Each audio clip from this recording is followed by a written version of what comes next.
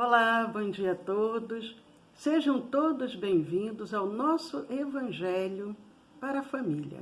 Eu sou Leila Rocha de Oliveira, do Centro de Estudos Espíritas Allan Kardec, aqui da cidade de Olambra, cidade do interior de São Paulo.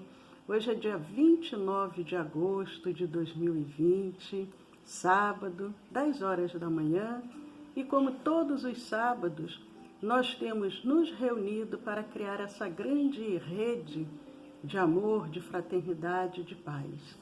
Lembrando hoje, saudando o nosso venerável apóstolo do Espiritismo, Dr. Bezerra de Menezes, que nasceu no dia 29 de agosto e que nós convidamos para ser o benfeitor espiritual da nossa casa espírita, do nosso Centro de Estudos Espíritas, Allan Kardec. Com alegria, sentimos sempre que esse benfeitor está ao nosso lado, nos dando o apoio, a sustentação para todos os trabalhos realizados juntamente com a sua equipe de trabalhadores. E isso é muito bom. Mandando um abraço para a Janete, um abraço para a Regina, para a Dona Adélia, para toda a família. Nós vamos iniciar a nossa reflexão da manhã de hoje com o livro, como temos feito todas as semanas, o livro Fonte Viva, através do benfeitor Emmanuel e Francisco Cândido Xavier. Nós estamos lendo esse livro em sequência para que a gente vá refletindo.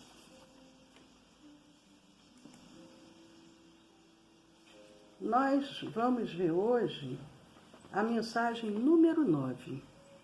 A mensagem número 9, Emmanuel deu o título Estejamos Contentes. É uma passagem de Paulo escrevendo a Timóteo, a primeira carta que Paulo escreve a Timóteo, no capítulo 6, versículo 8.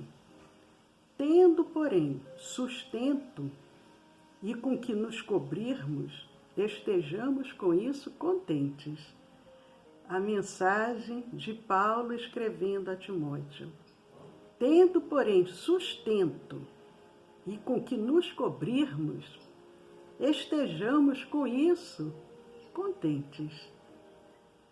E Emmanuel vem nos dizendo: o monopolizador de trigo não poderá abastecer-se à mesa senão de algumas fatias de pão, para saciar as exigências da sua fome.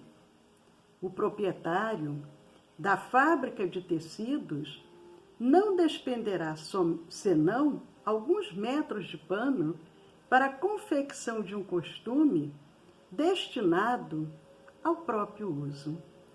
É interessante porque Emmanuel diz: por mais riqueza que você tenha, por mais produção que você tenha, você não vai utilizar aquilo tudo de uma vez só. Eu pedirei aqui ao meu assistente técnico para fechar ali a porta. Exatamente. E ele vem dizendo o monopolizador de trigo. Por mais que tenhamos o monopólio de alguma coisa, nós não vamos usar aquilo tudo de uma vez só. Ele monopoliza o trigo, mas ele vai se alimentar o quê? De algumas fatias de pão. O proprietário de uma fábrica de tecido, ele vai se utilizar de alguns metros de tecido para confeccionar uma roupa. E ele continua dizendo: ninguém deve alimentar-se ou vestir-se pelos padrões da gula e da vaidade, mas sim de conformidade com os princípios que regem a vida em seus fundamentos naturais. Inclusive fala-se, né, dos 7 pecados capitais, entre eles está a gula, a vaidade, e ele continua: por que esperas o banquete a fim de ofereceres algumas migalhas ao companheiro que passa faminto? Não é necessário aguardarmos ocasião para fazermos o bem, podemos fazer o bem sempre e pequeninas coisas serão úteis para o outro. Muitas das vezes imaginamos grandes realizações e acabamos não realizando nada. E ele, aqui Emmanuel, nos traz nesse texto justamente isso. Não precisamos esperar a ocasião para auxiliar. E a cada dia, nas pequeninas coisas, poderemos ajudar muito. Por que reclamas um tesouro de moedas na retaguarda para seres útil ao necessitado? Ah, se eu ganhasse na loteria, eu estou aguardando uma herança, quem sabe, o dia que ela sair. Não, podemos sempre fazer o bem. E aí ele coloca aqui uma coisa muito importante. Emmanuel diz, a caridade não depende da bolsa. A caridade não depende da bolsa. É fonte nascida no coração. Paulo tem uma passagem, o apóstolo Paulo, no Evangelho, que ele diz que dê de coração, não de uma forma que se sinta naquela obrigação. Dê com amor, dê de coração. Não precisamos fazer muito, mas quando fazemos com amor, com o coração, aquele pouco será multiplicado. Às vezes, um pão para um faminto vai aliviar aquela fome muito mais do que se nós ficarmos aguardando o dia que pudermos construir uma grande obra. E ele diz, é sempre respeitável o desejo de algo possuir no mealheiro para socorro do próprio ou de si mesmo. Ele diz, é justo que nós mesmos tenhamos esse desejo e esse cuidado de termos algo para o nosso próprio benefício e para o benefício do outro. Nos dias de borrasca e insegurança, entretanto, é deplorável a subordinação da prática do bem ao cofre recheado. Nós vemos, às vezes, quando ele fala no momento da borrasca, da insegurança, e nos noticiários mostram pessoas que têm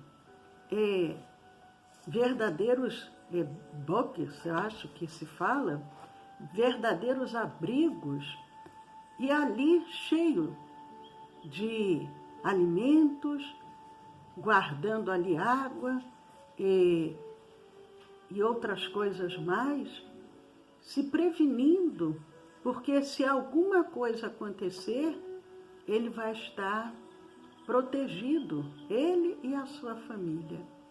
E os vizinhos e os demais que estão à nossa volta. Ali já começa aquele exercício do egoísmo. E Emmanuel diz, descerra antes de tudo as portas da tua alma e deixa que o teu sentimento fulgure para todos, à maneira de um astro, cujos raios iluminem, balsamizem, alimentem e aqueçam. A caridade material é a mais fácil de ser realizada. Agora, aquela caridade que nós procuramos transmitir ao outro, a luz, balsamizar as suas dores, alimentar o seu coração com boas palavras, com bom ânimo, despertando a coragem e a fé, sabendo ouvir, sabendo calar, aquecendo o outro com as nossas vibrações de carinho e de fraternidade, com as nossas orações, com as nossas preces. Nada disso custa monetariamente. Não é necessário empreendermos nenhum valor material, mas quanto auxilia. Nós, às vezes, já com uma certa idade, até presos a um leito, mas podemos orar pelo outro. E as nossas preces serão sempre benéficas, serão sempre bem-vindas. E Emmanuel continua: a chuva, derramando-se em gotas, fertiliza o solo e sustenta bilhões de vidas. Ele diz gota a gota, gota a gota. Se não pudermos ser aquele rio, que sejamos aquela gotinha que vai aliviar. As medicações que nós tomamos muitas das vezes são gotas. Às vezes, uma gota, dependendo da medicação. Uma gota. 2 gotas, 3 gotas. E são eficazes para aquela enfermidade. Dividamos o pouco. E a insignificância da boa vontade, amparada pelo amor, se converterá com o tempo em prosperidade comum. Dividamos o pouco, boa vontade, amor, tempo, prosperidade, porque nós fazemos a nossa parte, mas Deus está no comando de tudo. O tempo de Deus é um tempo diferente do nosso. Pedro, o apóstolo, fala no Evangelho que para Deus, às vezes, um dia é como 1000 anos, ou 1000 anos é como um dia. O importante é fazermos a nossa parte. Algumas sementes atendidas com carinho, no curso dos anos, podem dominar glebas imensas. Eles já encontraram sementes